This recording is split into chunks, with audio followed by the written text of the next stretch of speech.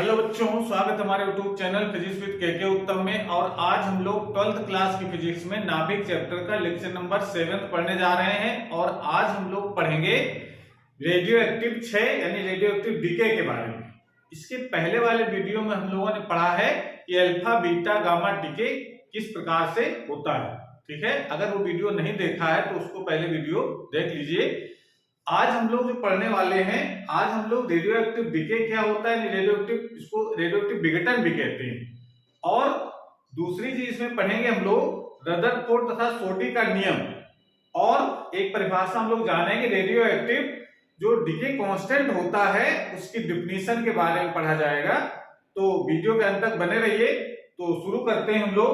Radio active 6 का मतलब होता है, 6 मतलब डीके यानी विघटन, और विघटन का मतलब होता है कि जब किसी रेडियोएक्टिव पदार्थ से अल्फा बीटा गामा किरणें निकलती हैं तो नए तत्व के परमाणु का जन्म होता है। और इस घटना को हम लोग कहते हैं रेडियो एक्टिव 6 कहा जाता है। यानी जैसे अल्फा बीटा गामा किरणें उसकी द्रव्यमान संख्या और उसका परमाणु क्रमांक ये बदल जाते हैं। तो बदलने का मतलब हो गया परमाणु क्रमांक अगर बदल गया मतलब नए तत्व का परमाणु का जन्म हो गया। तो ये जो रेडियोएक्टिव विघटन होने का मतलब है कि रेडियोएक्टिव पदार्थ से अल्फा बीटा गामा किरण निकल रहे हैं, इसका मतलब उसका विघटन हो रहा है। ठीक है, अब विघटन कितना होता है, इसका समय कितना है। जैसे मान लेते हैं आप कटोरे भर करके आपको रेडियोएक्टिव नाभिक दे दिए जाएं और कहा जाए कि इस नाभिक का विघटन कब होगा, यानी इसका क्षय कब होगा, तो ये बता पाना मुश्किल है। ठीक है, ये इस प्रकार से हम लोग समझते हैं। जैसा किसी बुक में दे रखा है कि जैसे अगर कोई ट्रैफिक वाला सिपाही अगर चौराहे पर खड़ा है और उससे अगर ये पूछ लिया जाए कि अब आगे आने वाली गाड़ी किस तरफ से आएगी तो बता पाना मुश्किल है। उसी तरीके से रेडियोएक्टिव विघटन भी एक ऐसा प्रोसेस है जिसमें यह नहीं बताया जा सकता है कि किस नाभिक का विघटन कब होगा। वो 0 से लेकर के अनंत समय तक के बीच का जो समय होता है उसके बीच में हो सकता है अभी हो जाए उसका विघटन, हो सकता है 2 सेकंड बाद हो सकता है 2 घंटे बाद हो सकता है 10 वर्ष बाद हो। यानी विघटन का समय निश्चित नहीं है, ये एक रैंडम प्रोसेस होता है। तो इसकी ज्यादा परिभाषा हम ले लेते हैं रेडियोएक्टिव विघटन की। जब किसी रेडियो एक्टिव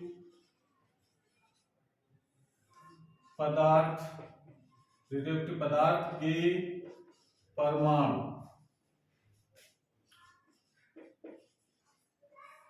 के नाभिक से अल्फा अथवा बीटा कण तथा अल्फा तो बीटा इसलिए लिखा गया है कि या तो अल्फा निकलता है किसी नाभिक से या तो बीटा निकलता है, दोनों एक साथ नहीं निकलते हैं। और गामा तो सभी से निकल सकता है।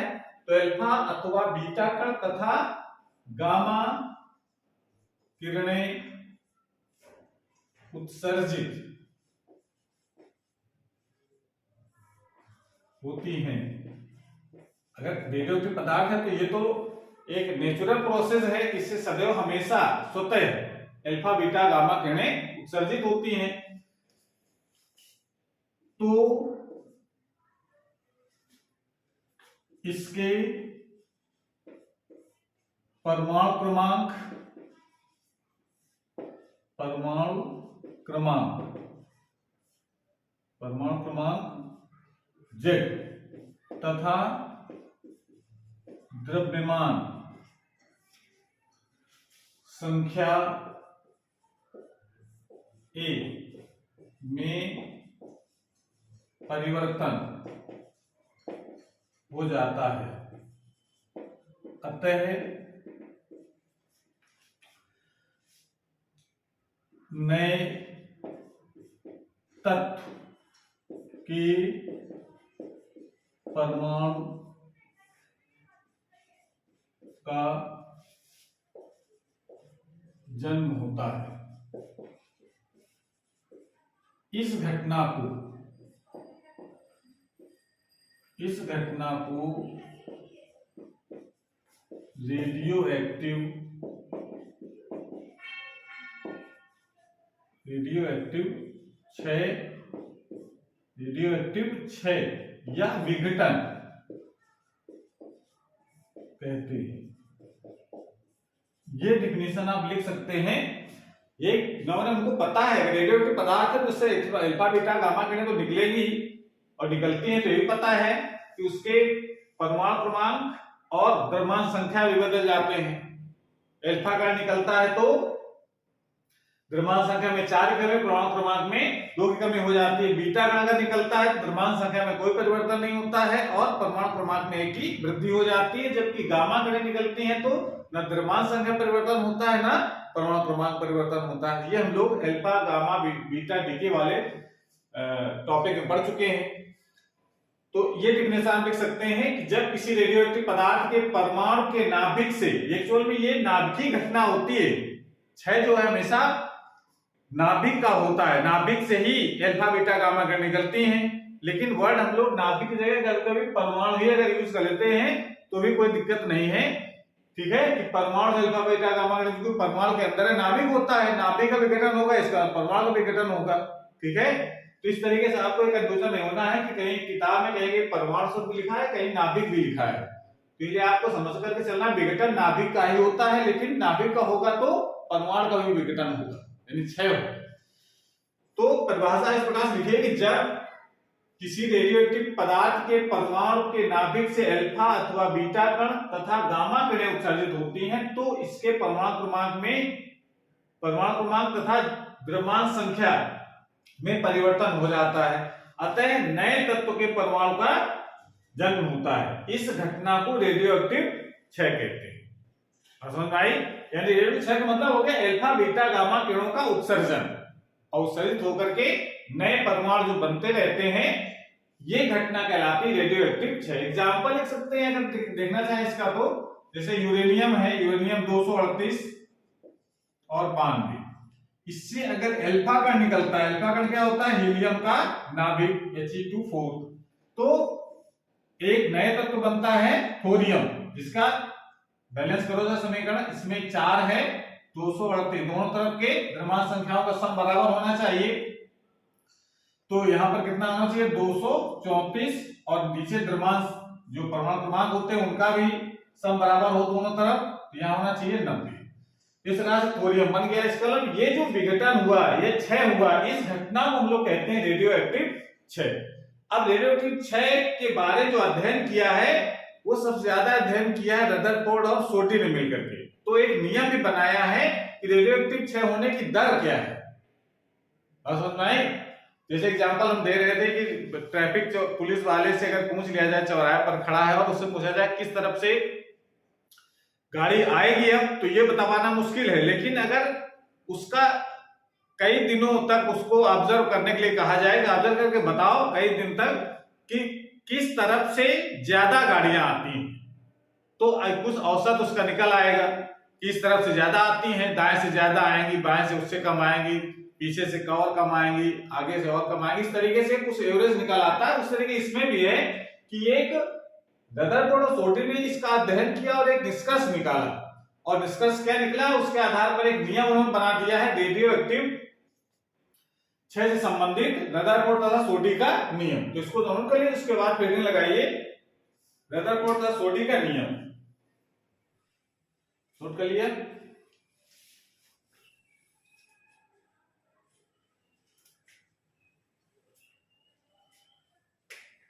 फिर लगाएंगे रेडियो एक्टिव क्षय से संबंधित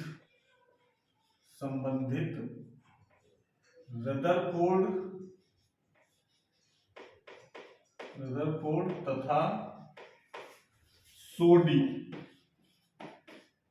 का नियम।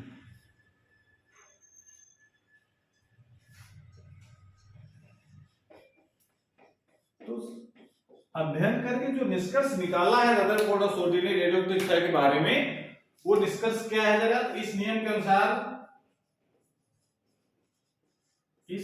के अनुसार इस नियम के अनुसार किसी क्षण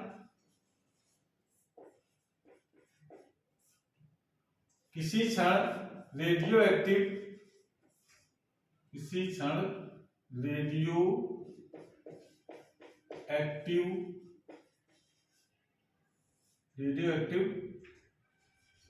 परमाणु के क्षय होने की दर,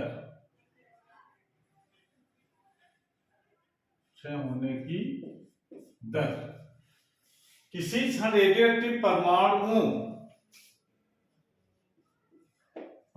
के क्षय होने की दर उस क्षण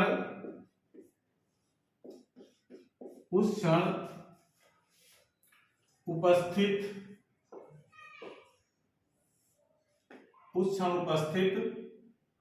अविघटित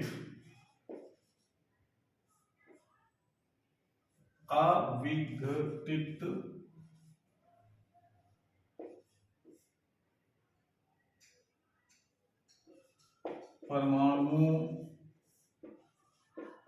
की संख्या के अनुक्रमानुपाती होती है। उस क्षण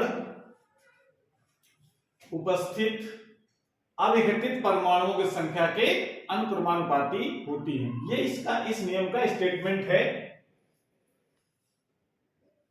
स्टेटमेंट क्या कहता है? किसी क्षण रेडियोएक्टिव परमाणुओं के क्षय होने की दर, जो किस स्पीड से क्षय हो रही है, उस क्षण उपस्थित अविघटित परमाणुओं की संख्या, जिस समय उस समय जितने परमाणु उपस्थित होंगे, जितने नाभिक उपस्थित, परमाणु मतलब जितने नाभिक, जितने परमाणु उतने नाभिक होंगे, उस क्षण उपस्थित परमाणुओं की संख्या या नाभिकों की संख्या लिख सकते हैं हम लोग कि संख्या के अनुक्रमानुपाती होती, मतलब जितने ज्यादा अविघटित परमाणु संख्या होगी, यानी जितने ज्यादा परमाणु लेंगे हम, उसमें उत्सर्जन की दर, जो अल्फा बीटा गामा का उत्सर्जन की जो दर है उतनी ज्यादा होती है, यानी विघटन की दर उतनी ज्यादा होती है। ठीक है, इसको जरा मैथमेटिकल फॉर्म कैसे लिखा जाए? तो मान लेते हैं कि यदि किसी क्षण t पर उपस्थित परमाणुओं की संख्या n, अगर मान लीजिए हमने देखा उस समय t समय किसी क्षण t पर जो परमाणु कितने उपस्थित हैं,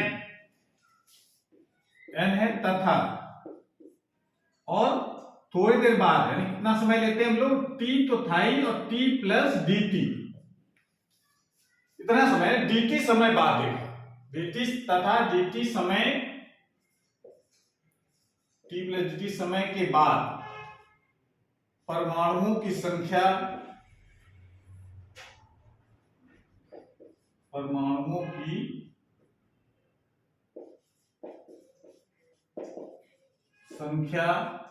n माइनस dn रह जाती है।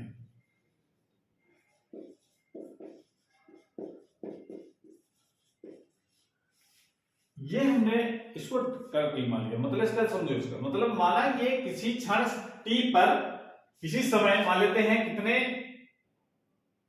परमाणु है उस समय n, यानी अविघटित परमाणु हैं, ठीक है, और फिर कुछ समय यानी dt समय बाद देखा तो उसमें dn ये जो संख्या ये विघटित हो गए, तो बचे कितने, इतने थे, और dn ये विघटित हो गए, तो अविघटित परमाणु कितनी बची हमारे पास, n माइनस dn रह जाती है। तो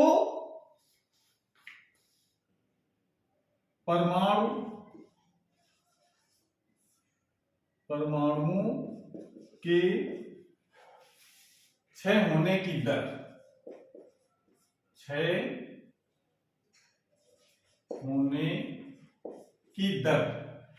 तो परमाणुओं के क्षय होने की दर क्या होगी? दर हम लोग कैसे निकालेंगे? परमाणुओं के क्षय होने की दर जो होगी वो विघटित परमाणुओं की संख्या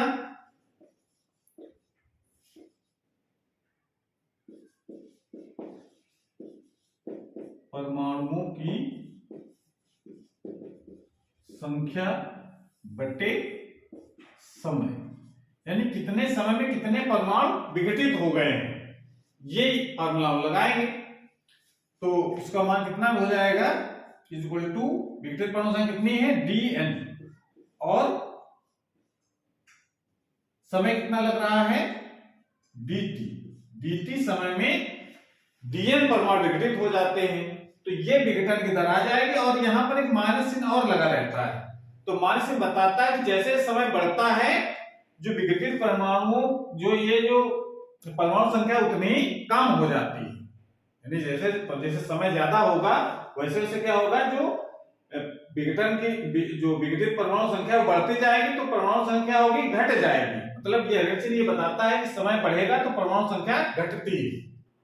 समझ आया? तो इसका मतलब है कि जो विघटन की जो दर होती है वो, ये जो विघटन की दर तो हमने निकाल दी इतनी है, विघटन की दर इतनी हो जाएगी। अब नियम के हिसाब से अगर रदरफोर्ड का नियम लगाते हैं अगर, तो रदरफोर्ड तथा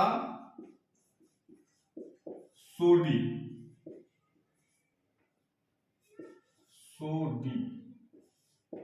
के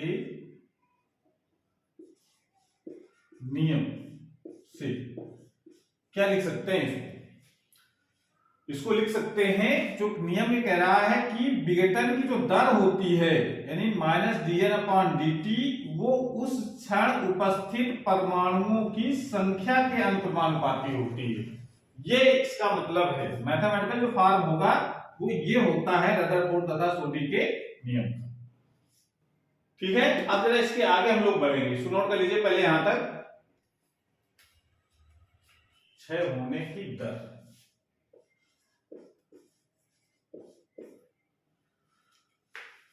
नोट कर लिया। इस चीज को आगे हम लोग लेके चलते हैं और एक फार्मूला बनाएंगे, न्यूमेरिकल के लिए भी महत्वपूर्ण है और जो आगे हम लोग डेरिवेशन पढ़ेंगे उसके लिए भी बहुत महत्वपूर्ण है।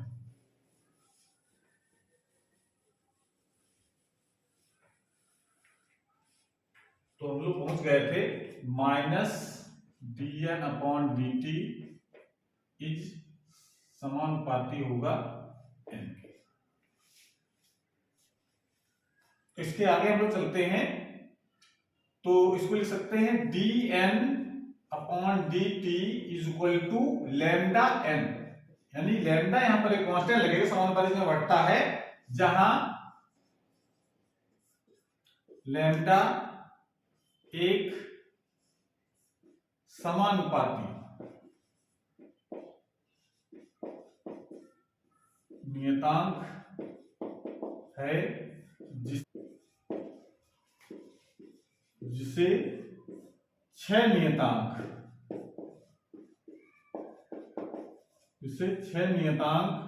यानी डीके कांस्टेंट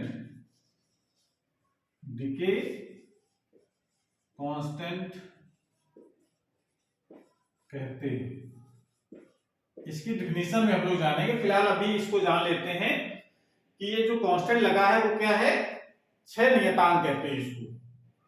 अब जरा इसको पक्षांतर करके हम इस प्रकार से लिख सकते हैं dn/n इज इक्वल टू लिख सकते हैं -n/dt माइनस लैम्डा dt, ये लिख सकते हैं ऐसे। इसको पक्षांतर करेंगे तो n इधर ले आओ, t को उधर ले जाते हैं। अब दोनों तरफ कर देते हैं समाकलन, यानी इसमें लिख सकते हैं दोनों ओर समाकलन करने पर, दोनों समाकलन कर देंगे, समाकलन कर देंगे तो dn/n इस समाकलन हो जाएगा माइनस लैम्डा और dt। इसका समाकलन कितना हो जाएगा log n is equal to, इसका समाकलन हो जाएगा माइनस लैम्डा, ये तो बाहर हो जाएगा और इसका बचेगा t, और एक कांस्टेंट हम लगा देते हैं यहां पर c।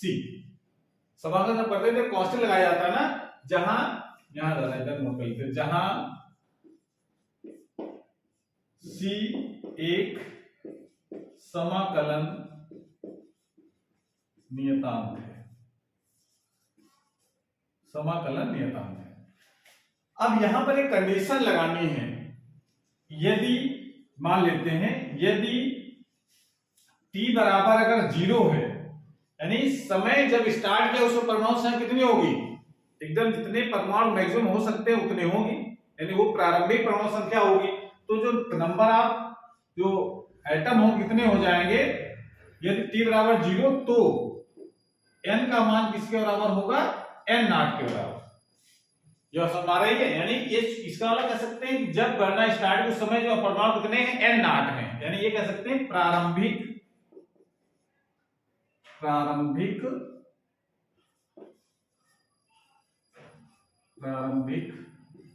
परमाणुओं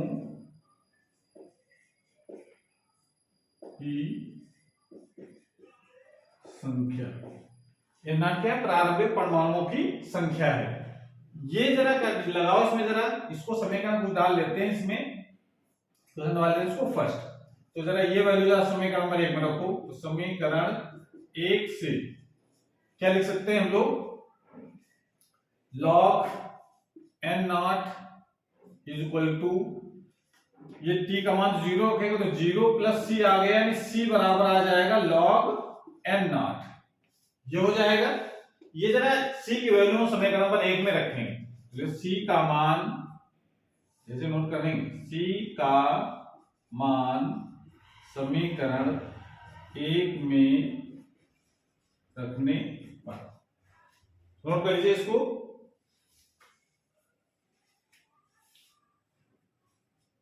नोट कर लिया।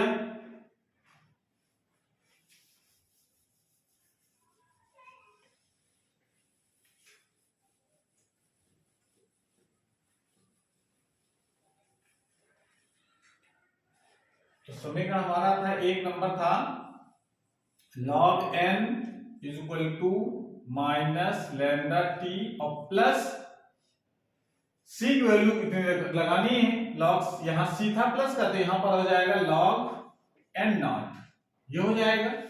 इसको इधर ले आओ, तो इसको लिख सकते हैं log n minus log n naught is equal to minus lambda t, या इसको लॉग के नियम के अनुसार ये हो जाएगा log n upon n naught is equal to minus lambda T.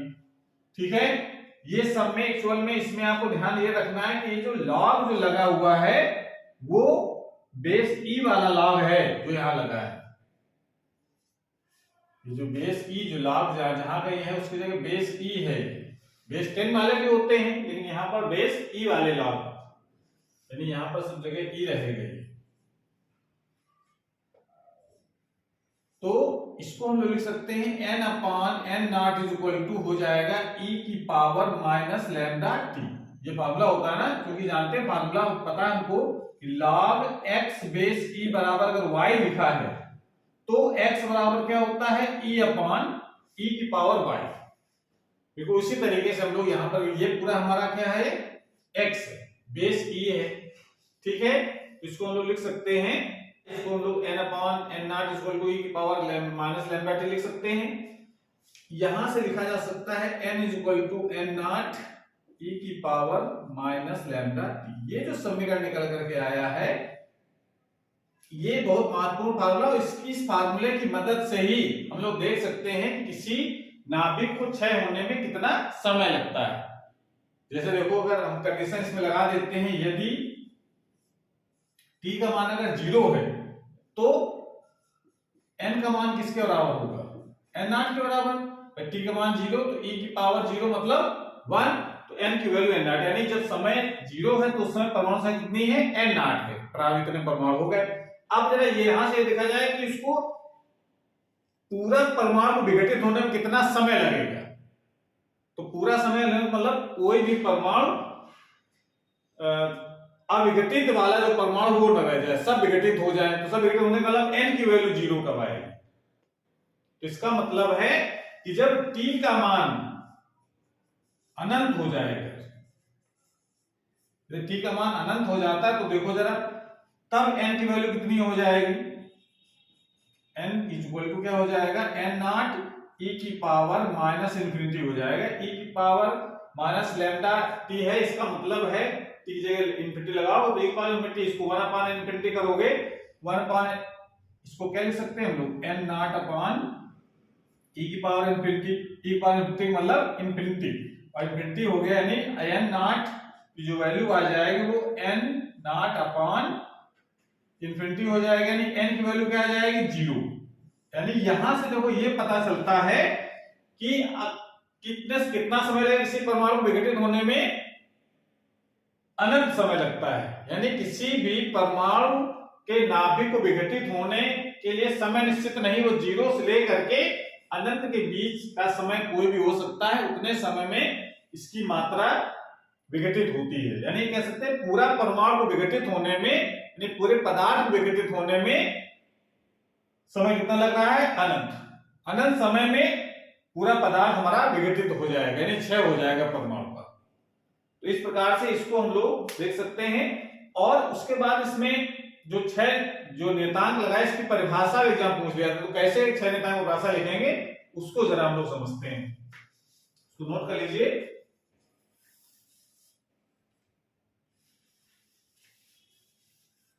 अगर हम ये अगर समझना चाहें कि ये जो परमाणुओं की संख्या और समय के बीच अगर ग्राफ अगर खींचते हैं तो क्या देखो पता चलता है। फार्मूला हमने लोगों ने निकाला है n = n नॉट e की पावर माइनस लैम्डा टी, ये फार्मूला है। अगर हम बात करते हैं ग्राफ की, x में रखते हैं समय को, इस तरह रखते परमाणुओं की संख्या, परमाणु संख्या को, तो ग्राफ जब समय जैसे बढ़ेगा उसकी जो विघटन की जो दर है वो घटती जाएगी और पूरा परमाणु का विघटित होगा अनंत समय में। तो आपको ये समय को टच नहीं कराना, और ये ऊपर जो इनिशियल जो परमाणु संख्या है यानी शुरू में जो परमाणु होंगे, यानी जब समय 0 आएगा, यहां समय कितना है 0, तो परमाणु संख्या कितनी है यहाँ पर n नॉट। जैसे समय बढ़ता गया विघटन, जो विघटित परमाणु संख्या भी जो परमाणु संख्या धीरे धीरे क्या हो गई, घटती गई। अविघटित परमाणु संख्या, इसमें ये ध्यान रखना है कि n क्या है, ये अविघटित परमाणु की संख्या है, कितने बचे उस समय, किस समय पर, t समय पर। और n नॉट है ये प्रारंभिक परमाणु संख्या, t समय में अविघटित परमाणु संख्या n है और प्रारंभिक परमाणु संख्या है n नॉट। ये विशेष तौर ध्यान रखना है, ये विघटित परमाणु संख्या नहीं है, उस समय कितने परमाणु शेष रह गए विघटित होने के लिए उनकी संख्या है, अविघटित परमाणुओं की संख्या। n क्या है, अविघटित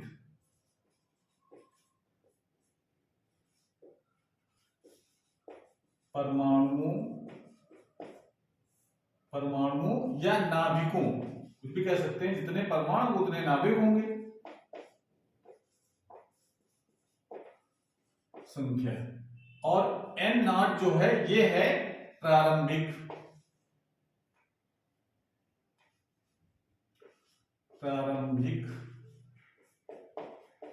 परमाणुओं या नाभिकों।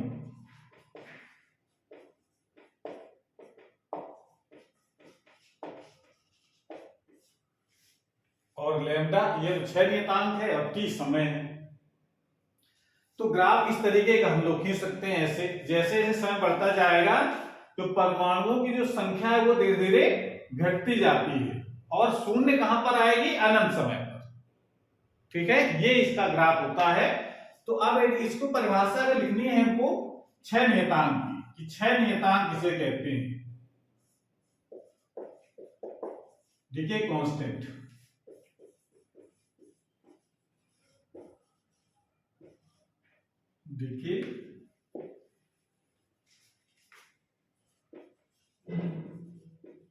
देखिए कांस्टेंट, तो इसका क्या मतलब है। वैसे तो ये समानुपाती नियतांक हो गए, डेफिनेशन कैसे लिखेंगे हम लोग इसको। अगर जो समीकरण लिखा है n बराबर n नॉट e की पावर माइनस लैम्डा टी में अगर हम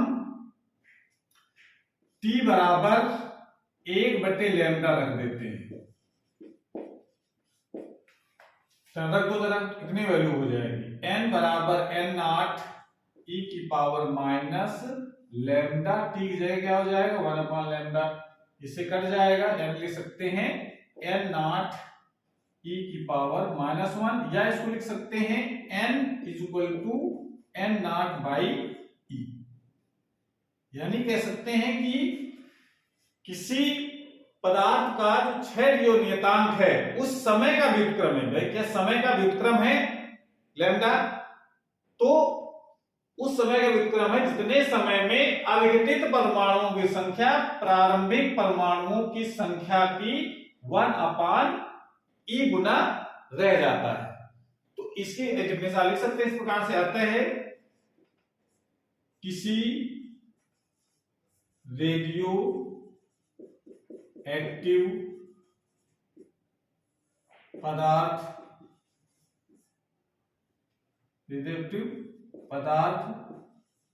का क्षय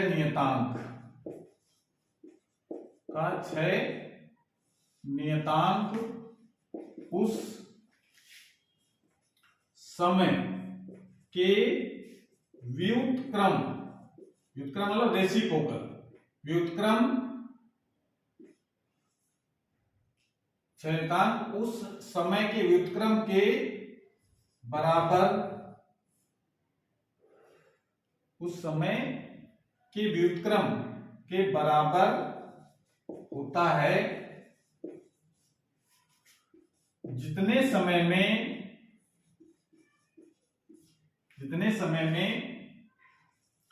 अविघटित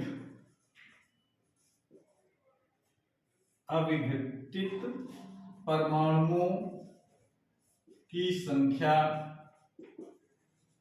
अविघटित परमाणुओं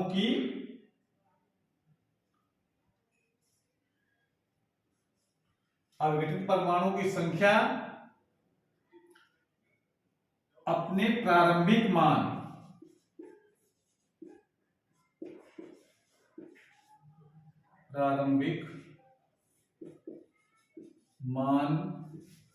का 1 अपान ई गुना रह जाता है।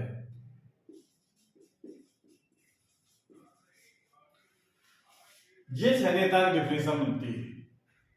यानी ये जो अविघटित परमाणु संख्या जितनी है, यानी प्रारंभिक परमाणु संख्या जितनी है, उसका 1 अपान ई गुना रह जाता है। तो डिफिनेशन आप लिखेंगे, कहता है किसी रेडियोएक्टिव पदार्थ का क्षय नियतांक यानी लैम्डा उस समय के व्युत्क्रम के बराबर होता है जितने समय में अविघटित परमाणुओं की संख्या यानी n अपने प्रारंभिक मान यानी n नॉट का 1/e गुना रह जाता, अथवा 1 अपॉन ई की वैल्यू लगा देते हैं। अगर 1 अपॉन ई का मान कितना होता है, 1 अपॉन ई का मान आपको ध्यान रखना है, ई की वैल्यू जो होती है वो होती है 2.718। तो 1 अपॉन ई की वैल्यू जो होती है वो 0.368 ये होता है। तो अगर हम चाहें तो यहां पर लिख सकते हैं 1 अपॉन ई की वैल्यू लगा दें, तो इसका मतलब अथवा 0.368 गुना रह जाता है, अथवा अगर इसको परसेंटेज के रूप में लिखना चाहें तो भी लिख सकते हैं। परसेंटेज मतलब अथवा 36.8 परसेंट मतलब 100 को मल्टीप्लाई कर दो तो 36.8% रह जाता है। ये कुछ भी यहां से अथवा से आगे हम कुछ भी लिख सकते हैं, ठीक है ना। या तो अपने अविघटित परमाणु संख्या या तो अपने प्रारंभिक मान का 1/n गुना रह जाएगा, अथवा अपने प्रारंभिक मान का 0.368 गुना रह जाता है, अथवा 36.68 रह जाता है। ये अविघटित परमाणु संख्या है। यानी अगर ये दिखना चाहें कि कितने परमाणु रह जाएंगे तो n मतलब घटता शुरू हुआ n नॉट, और घटते घटते यहां पर आकर के इसकी वैल्यू जो हो जाती है इस जगह वो कितनी हो जाती है 0.368 n नॉट। तो उस समय जो समय होगा t वो 1 अपॉन लैम्डा के बराबर होता है, ठीक है ना। जितने प्रारंभिक मान का 1/e गुना या 0.368 गुना या उसका प्रारंभिक मान का 36.8% रह जाता है, तो उस समय को हम लोग कहते हैं, उस समय के व्युत्क्रम को कहते हैं क्षय नियतांक कहा जाता है। तो क्षय नियतांक डेफिनेशन आज इस प्रकार से बना सकते हैं।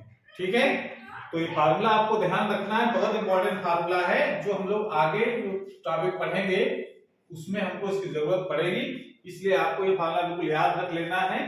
ठीक है, तो नोट कर लें। और आज क्लास हमारी पर समाप्त होती है। अगर ये वीडियो अच्छा लगा हो तो उसको लाइक करें, अपने दोस्तों को शेयर करें, और चैनल अभी तक सब्सक्राइब नहीं किया तो चैनल को सब्सक्राइब करें, इससे नए जो वीडियो अपलोड हो उसकी नोटिफिकेशन आप पास सबसे पहले पहुंच जाए। बाय करते रहिए, थैंक यू।